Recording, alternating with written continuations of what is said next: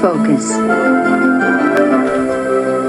Good evening and welcome to Night Focus. I'm Michael Krasny, and this is our Friday night simulcast. With me tonight from Channel 7, and I'm, of course, on KGO Radio. We're on KGO Radio as well as television now, and with me from Channel 7, Martin Wyatt.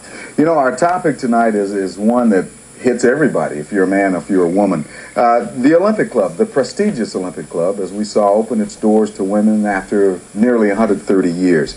Is it time for all other so-called or pseudo-private clubs to follow suit, or is it just as intolerable to discriminate against women as minorities? And we're going to get into all that and more. This is going to be a lively one, and I can almost promise it.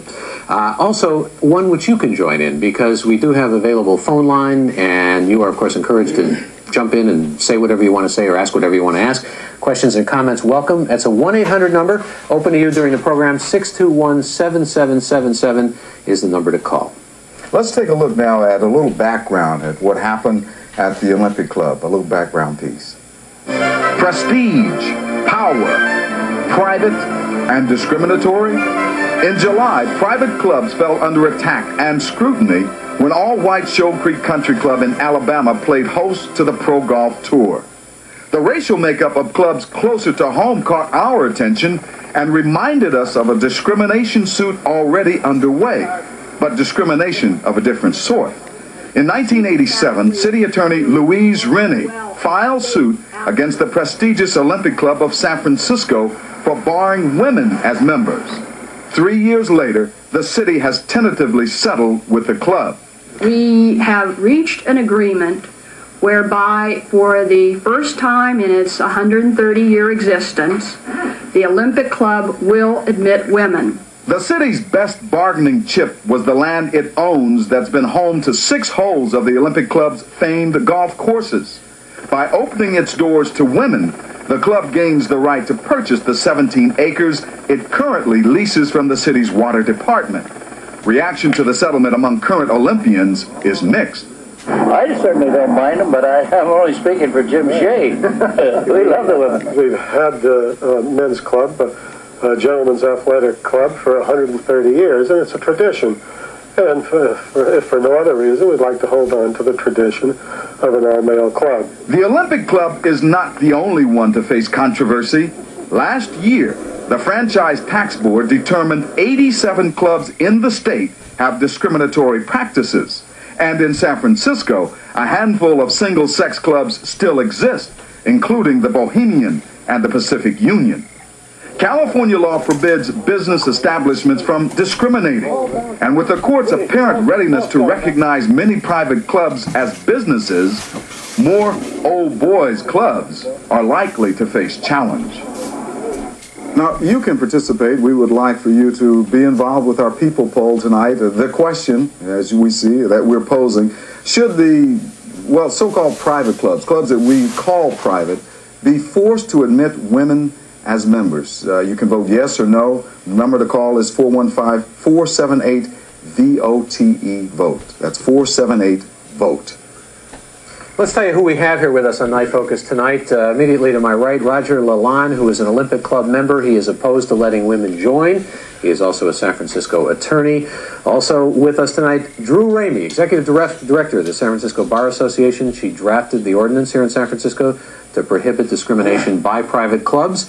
And Fred Hayward, no stranger to KGO Radio, who has been on my program, in fact, a men's rights advocate and founder of MR Incorporated. Men's Rights, welcome all of you to the program. Roger, let me start with you. You don't want women in a private club. What kind of a sexist dog are you, anyway?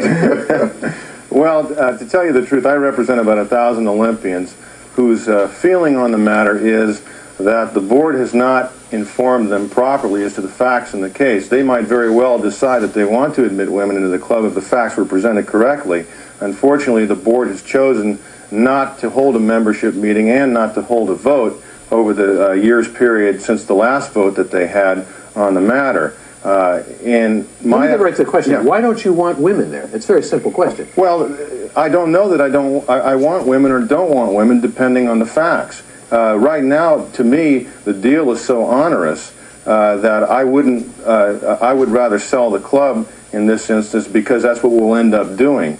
Right now, the terms of the deal are that the city will get $2.3 million for 17 acres. It's a bad deal for the city because it's worth $200 to $300 million. But Roger, wait a minute now. The issue is not the deal. I mean, we know about all that. Let's cut to the quick. I mean, what is it you guys been doing for 128 years that you don't want women to know about? Well, I mean, that's basically what is it that they can't be included? It is a men's athletic club, and that has been the sole purpose of the organization for the last 130 years. In my estimation, that's a legitimate purpose. There may be other professional organizations that exist, for example, the press club, where men and women participate in the profession, and to me, men and women should be members in that club. When you have a men's athletic club, I think that's different. 4,700 members, I don't think they're all playing golf. I mean, that's a lot of people, and they don't all. They're playing basketball, they're playing handball. The level of participation is really incredible. Yeah. I would think, though, that you probably have downtown members, probably about 1,000 members to 1,500 members participating down there in all the sports: the handball, the basketball, the squash, the weights, and the golf section. You have probably about 1,000. This lady's about to jump over me. She can't wait to get in. In the golf section, you have about 1,000 members, and you have about 600 women members that play in the golf course. So there's a high level of participation. Let me bring Drew Ramey into this. Come at it from the other point of view. What's wrong with men wanting to socialize with men, to be exclusively with men? I mean, is there really something wrong with that? Well, to women, the issue is one of simple, equal economic opportunity. A year and a half ago, the United States Supreme Court said that clubs which are of a certain size, and that was more than 400, and which routinely serve meals, usually in downtown establishments, and which routinely receive income from non-members by or on behalf of non-members in the furtherance of business, cannot be regarded as distinctly private, and therefore cannot be excluded from general public accommodations laws that do not allow businesses Let me understand to discriminate. Does that mean, for example, if a group of Scandinavian brotherhood or something got together and they decided that that's what they wanted to do, and they were networking, they were making business contacts and so forth and so on, they would have to admit people, for example, from other national backgrounds? That's right.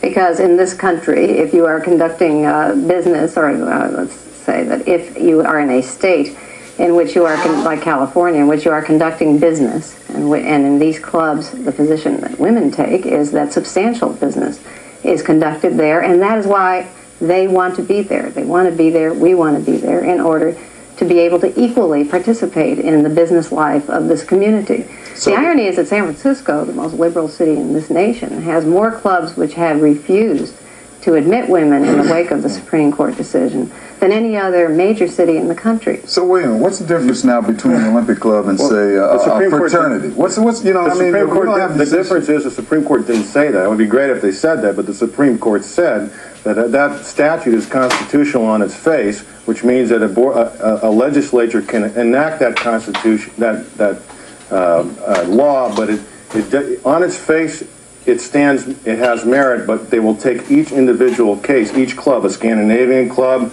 the Olympic club. Forgive me, we don't want to get too much into the notion of legal technicalities. Well, that answers your question, though, because they may find that a Scandinavian club does not fall within the statute and is not a business. But if they find that there is substantial business transacted in a club that has a size which is indicative of an association which is not the kind of intimate association that has traditionally been protected by the Supreme Court. You're going to have to hold your thought. Yeah, we got a little break. We're way behind here, and we're going to come back and talk with Fred Hayward as well. Is this a business? Is this a social thing? We'll try to sort it out, and we'll also, of course, take your calls. Stay with us on Night Focus. I think it's the only thing they could do. They had to do it. Just like apple pie and motherhood. They don't fight them. We're back with you live on Night Focus, both on Channel 7 television as well as KGO Radio, AM 810. Michael Krasny with Martin Wyatt. And we're talking about sexism, and we're talking about whether or not men's clubs are social clubs or businesses, and we'll be talking with some of you in just a moment. I wanted to talk with Fred Hayward, though, who's been sitting here patiently. I was talking out microphone, in fact, with our Olympic Club representative and asking about African Americans and the number of African Americans who have been in the Olympic Club, because back in 1968 they admitted them, and they're probably just a handful at the most now. No, 68 they said they would, and it took 20 years before the first one, if I believe I'm correct. Only after this litigation was filed by the city. Well, let me get to the question I have for Fred Hayward. It's often pointed out that sexism is much more tolerated than racism. That, in other words, this old boy's attitude toward women and everything is somehow okay, as opposed to racism. Your feelings about that?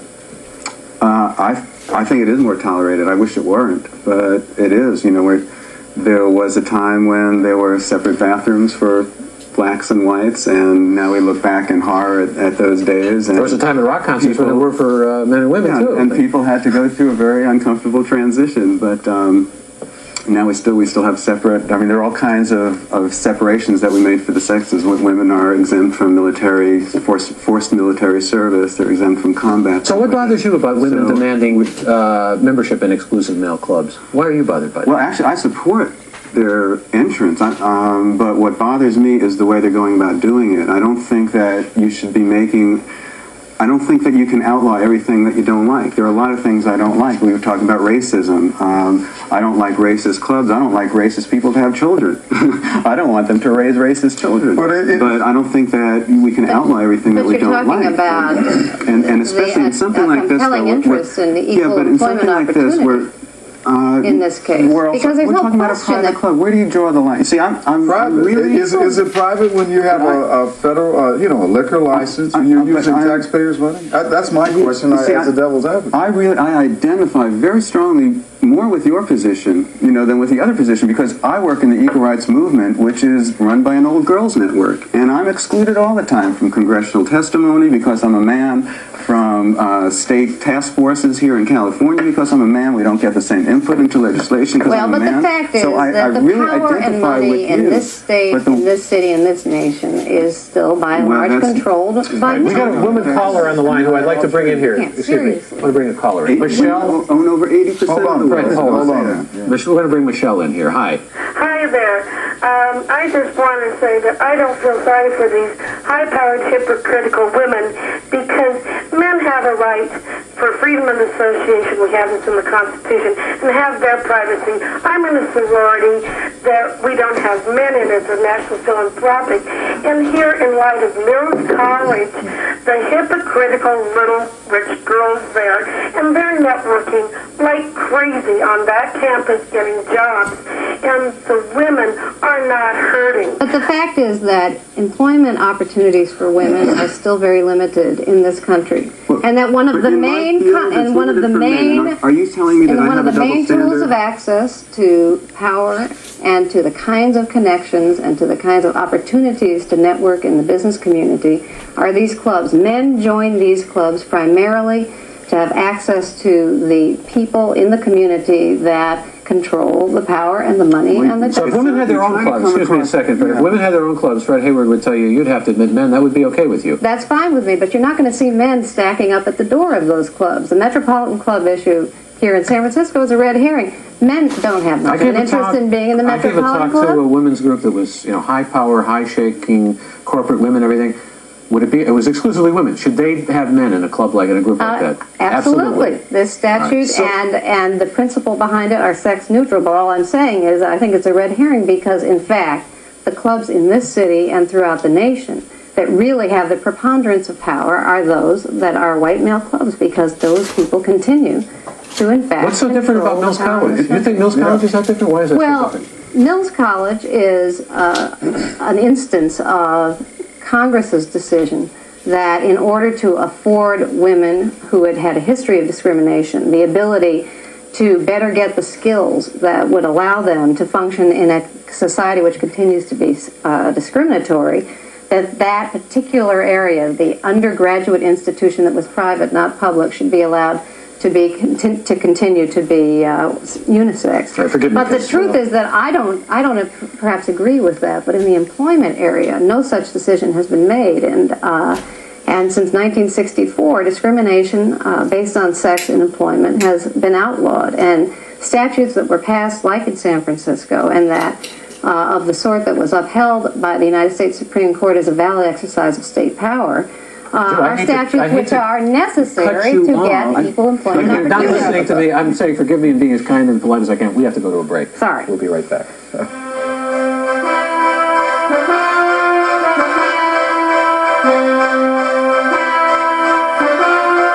And Roger, you're going to be happy because he's an Olympic Club member. Mark? How's everybody? My point is this. Where can men go and gather without violating the Civil Rights Act? Where can we go and enjoy each other's company? Get away from the office, get away from our wives and our girlfriends, and just congregate with the men. Miss Ramey, you seem to be on a crusade along with Louise Rennie. And from the get-go, Louise Rennie used this as a political stepping stone to further her political career, and the perks just didn't pay off. This is how this all started. He's hitting on something really important, and I don't see, I think you have to distinguish between centers of power where women deserve equal access and places where powerful people happen to get together and congregate, which is what this club is. Not power. This club is where powerful people go to be alone. Are you saying that powerful men do not have the right to be alone anywhere? What if they transact business in a bathroom? I'm saying that when you have clubs that are large institutions, and the Olympic Club is an extremely large institutions where large amounts of money that have nothing to do with the members come into those clubs in furtherance of business, and institutions where business is routinely transacted, then you have simply entered the arena of activity that is governable by the civil rights statutes that say that all people, regardless of sex or race, should be allowed to equally participate. But in answer to, excuse me, Martin, go ahead. No, just in answer to the question, though, I was so curious. The caller said, where do people actually go? You know, if a guys want to play poker, for example, at a club, and they don't want women around because they want to use foul language or whatever. Guys can get together in the legislation in San Francisco, and the kind that was upheld by the U.S. Supreme Court drew the line at 400 for precisely that reason. That if you're talking about people getting together in small groups, people getting together for purely social purposes, and understand that the members of these clubs routinely deduct these expenses as tax business expenses, people routinely in this city, by the banks, by the law firms, by other economic institutions, get their fees and their expenses reimbursed by employers. And although the clubs say we are privatizing, we will only take private checks, that does not mean that these people are not going right back to their employers and getting reimbursed. Now that seems to be the issue, Drew. Roger, you must have a response. Don't you see what you're doing, though? You're creating a situation, you're polarizing people by doing this. What you're telling me is that we can only get together in groups of less than 400, and then you're going to tell us where, and then you're going to tell us what we can do and what we can't do. What has happened here is group rights are taking precedence over individual rights of the individual to assemble, privacy rights. And what's happened is that because we have all these groups of people that are put together by people like Louise Rennie or people of that nature, and what they do is they dictate the terms of what should be right for these people. But civil rights legislation when I sent out a thousand letters to my constituents to say, look, let's have a meeting and let's have a vote, I got checks from women. Not every woman feels the same way. The thing that you're trying to do, and what's going to polarize this country, because there should be a reasonable solution to it, but there isn't, is that you have these group rights and you have these individual rights, and they're headed on a collision course. That's exactly the arguments against the Civil Rights Act. You're supposed to listen to the host, remember? Oh, that's right. Yeah, Joy from Berkeley, I want to get you on here with us. Welcome to Night Focus. Hi, how you doing? I just want to say that all of you are using the word people, and people include women. Let's cut away the business angle and the private and the small group and all of that. If we're all people, then we all should have equal access, regardless of color, gender, religion, differences, or whatever. The gentleman said, oh, he wants to get together, play poker, and have profanity. Well, there are women who do that too. All right, and I'm saying we can't make distinctions based on what men think or people think or what they want to do as people together and disregard the fact that women are people too. All right, and we are going to go to a break and be right back, so stay with us on Night Focus. What's going to happen with these issues all the way down the line? Let's start with you, Fred. I think the law will continue to beat down on men and disprove what you're saying about where the power lies, that the power really lies in the electorate, which is mostly women, but eventually when this doesn't work, the strategy doesn't work, I think women will realize that there are better ways to do it without polarizing, that you can prove to the club that the club would benefit by having women participate. 130 and years. would enter that way. 130 years. That's great. All right, Roger, pick it up here. Well, I think personally that all of these issues are going to come to a head. The private club issue is the tip of the iceberg in the individual rights arena. And politically, I suspect that in the next 4 to 6 or 7 years, all of these issues are going to be put before the voters. Quotas, rights of assembly, rights of privacy, and it's going to have an effect on the elections, and maybe we'll see some change. Guess who gets the last word?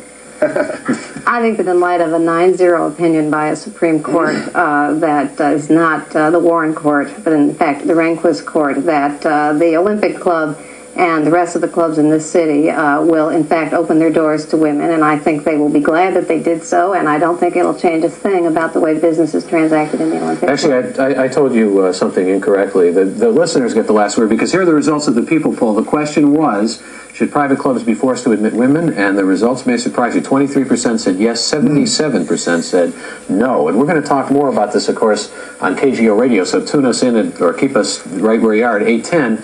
When we come back after a quick break here. 3 to 1. 3 to 1. I mean, are you stunned, Drew? I mean, that it was 3 to 1? Well, it's depressing, but we'll close the gap. I think people see the difference between a club and a business. Mm-hmm. Well, as I said, we'll get into that some more on the radio. Also, we're going to be going on a little hiatus here over the holidays. Night Focus will not be with you for the next couple of weeks. Then Richard Brown and I will return after the new year with, as we imagine, and as we always manage, hopefully to bring off all kinds of fresh and lively programming. It's good to see you, sir. Yeah. Hot topic. I mean, I want to go on. Are you going to continue with this on the radio? We are going to continue with it on the radio. Yeah, I'll listen. You'll be listening, right? Sure. And I hope all of you out there will be as well. But thank our guests, and I don't know if we solved this whole thing, but I think we've gotten right to the heart of the issue here, and I think this was a real good one. I appreciate very much your being here. Thank you, and good night.